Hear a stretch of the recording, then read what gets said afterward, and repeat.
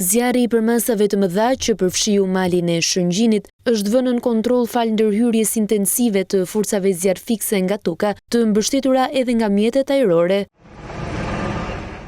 Megjithatë, në disa vatra flakët vijojnë të jenë ende aktive, ndërsa ekipet e emergjencës mbeten në terren për të shmangur riaktivizimin e tyre. Flakët përshkuan një sipërfaqe të konsiderueshme pyjore, duke shkaktuar dëme të mëdha në bimësi. Gjatë orëve të mbrëmjes u shënua edhe shpërthim në terren që dyshohet të jetë shkaktuar nga aktivizimi i një predhe të pashpërthyer për shkak të temperaturave të larta. Sipas saj u plagos lehtë një 30 vjeçar i cili ndodhi në një automjet në lëvizje pranë zonës së zjarrit. Ai mori ndihmën mjekësore dhe ndodhet jashtë rrezikut për jetën. Ndërkohë policia e Lezhës ka arrestuar në flagrancë 57 vjeçarin Bashkim Aliaj, i dyshuar si shkaktari i zjarrit. Sipas hetimeve paraprake, ai dyshohet se M3 Korrik në zonën e quajtur Sag ka ndezur zjarr për djegjen e mbeturinave pranë subjektit të tij tregtar, por flakët kanë dalë jashtë kontrollit dhe janë përhapur me shpejtësi në masivin pyjor të malit të Shëngjinit. Nga veprimet hetimore ka rezultuar gjithashtu se në subjektin e tij është hequr pajisja DVR e kamerave të sigurisë, veprim që dyshohet se është kryer për të penguar zbardhjen e ngjarjes.